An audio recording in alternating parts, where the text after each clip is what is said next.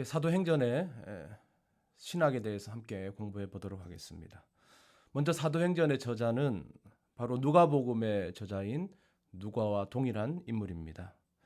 사도행전은 누가가 누가복음에서 밝혔듯이 자세히 미루어 살피는 노력을 통해서 얻은 자료들과 자신의 선교 여행 기록을 더해서 엮은 것이 바로 사도행전인 것입니다.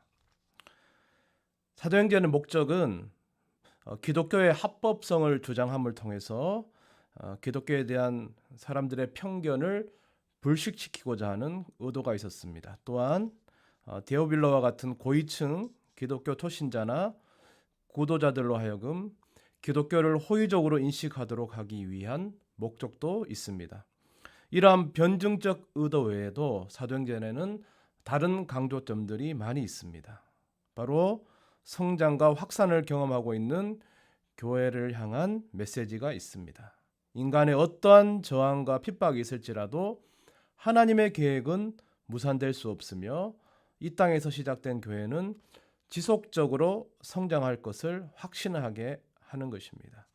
사도행전에 나타나 있는 이런 자신감은 이것을 읽는 모두에게 미래를 향한 희망과 기대를 갖게 하는 바로 그런 목적이 들어 있습니다. 사도행전의 특징을 공부해 보겠습니다. 사도행전의 제일 유명한 말씀, 오직 성령이 너희에게 임하시면 너희가 권능을 받고 예루살렘과 온 유대와 사마리아와 땅끝까지 이르러 내 증인이 되리라 하시니라. 1장 8절의 말씀은 바로 사도행전의 틀과 핵심이 되는 가장 중요한 말씀이다라고 할 수 있습니다. 성령 충만 받은 제자들이 예수 그리스도의 증인이 되어서 땅끝까지 복음의 지경을 넓혀가는 모습이 사도행전 전체의 핵심 내용입니다. 사도행전은 성령 행전이다라는 별명이 있을 정도로 성령의 사역을 강조합니다. 실제로 사도행전을 읽어보면 교회가 확장되어 간 것은 성령의 주권적 역사였다라는 것을 알 수 있습니다. 성령님께서 복음 전파의 주역이셨지만 언제나 사람을 사용해서 그 일들을 이루셨습니다. 그래서 그 일을 잘 감당할 수 있도록 하나님의 사람들에게는 권능을 주셨습니다. 세 가지 예를 들어서 설명해 보겠습니다. 첫 번째는 바로 베드로와 요한입니다. 베드로와 요한은 성령의 권능을 받고 남에서부터 못 걷는 사람을 걷게 하는 능력을 보여주었습니다. 그러나 그들의 권능은 이것만이 아니었습니다. 예수님의 이름을 전하지 말라는 박해에도 불구하고 담대하게 복음을 전하는 권능을 받았습니다. 베드로는 두려움 때문에 예수님을 부인했던 자입니다. 예수님을 사형에 이르게 했던 그 공회가 예수님을 전하지 말라고 경고합니다. 그런데 베드로는 담대하게 그 요청을 거절했습니다. 두 번째는 스데반의 용서입니다. 성령이 충만하고 그래서 권능이 충만한 사람이었습니다. 그래서 스데반은 큰 기사와 표적을 행했습니다. 그러나 스데반의 가장 큰 권능은 바로 용서하는 권능이었습니다. 스데반은 자신이 죽는 순간에 자신을 죽이려는 사람들을 용서했습니다. 이것이야말로 예수님을 닮은 가장 큰 권능이었습니다. 세 번째에는 고난을 감수하는 능력을 가졌던 바울입니다.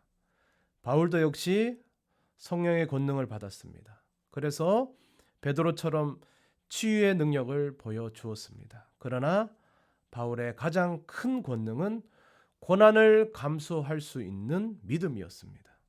바울은 복음을 전함으로 앞으로 많은 고난을 받게 될 것을 알았습니다. 그러나 바울은 그것을 피하지 않고 묵묵히 그 고난의 길을 걸어갔습니다. 이것이야말로 가장 큰 권능이었습니다. 사도행전은 이렇게 성령과 권능의 결과로 복음이 예루살렘을 넘어서 온 유대와 사마리아와 땅끝까지 전해지는 이야기를 다룬 책입니다. 사도행전은 크게 1장에서 12장, 13장에서 28장까지 두 부분으로 나눌 수 있습니다. 1장에서 12장까지는 복음이 예루살렘과 유대와 사마리아까지 전해지는 과정을 다루고 있습니다. 이 부분의 주인공은 베드로입니다. 13장에서 28장까지는 이 복음이 어떻게 땅끝까지 전해지는가를 이야기하는 부분입니다. 이 부분의 주인공은 바울 사도입니다. 이 각 부분은 또다시 세 부분씩 나눌 수 있습니다.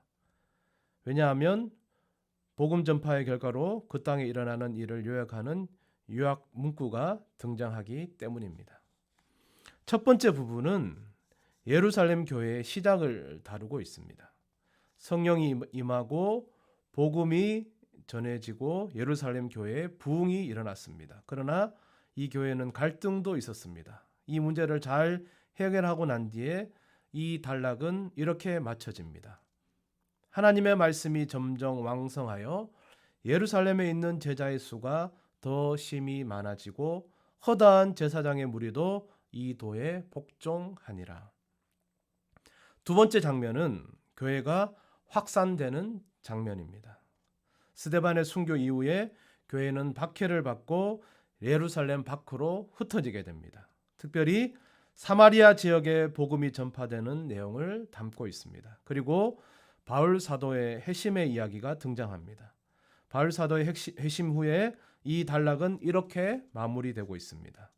그리하여 온 유대와 갈릴리와 사마리아 교회가 평안하여 든든히 서가고 주를 경외함과 성령의 위로로 진행하여 수가 더 많아지니라.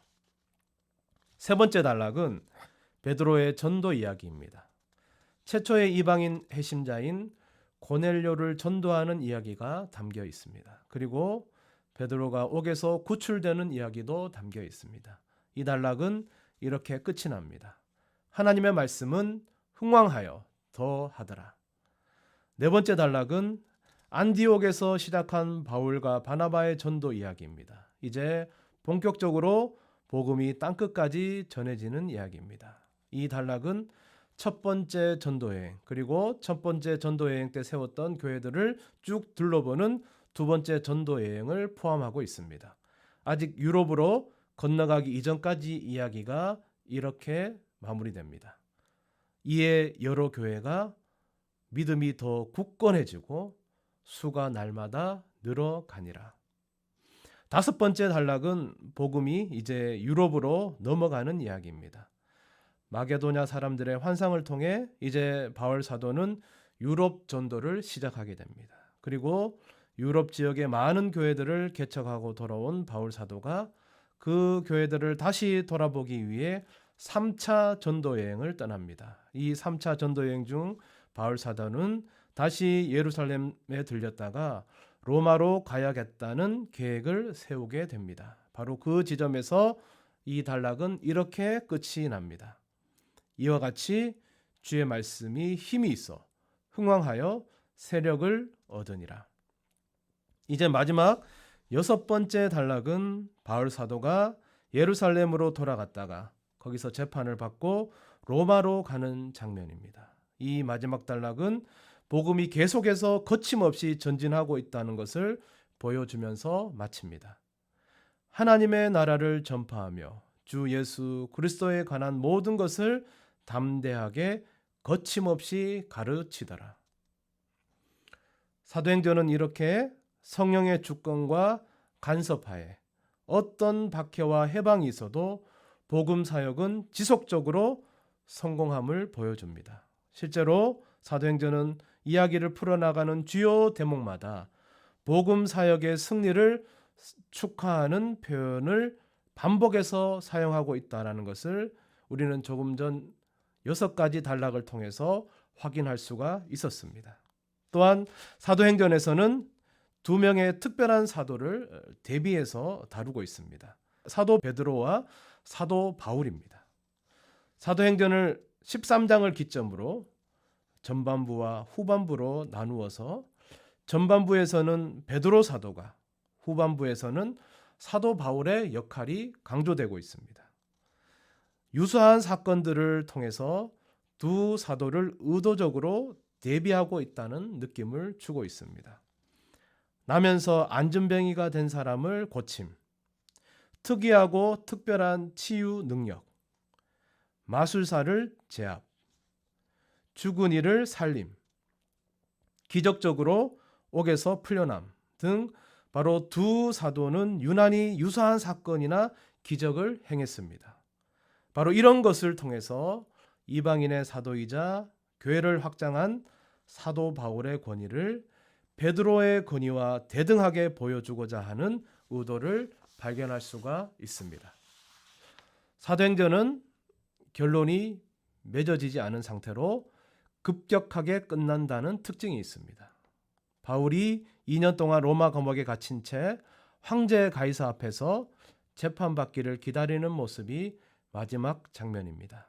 누가는 사도 바울이 그 후 어떻게 되었는지에 대해서는 전혀 설명하지 않습니다. 왜 그랬을까요?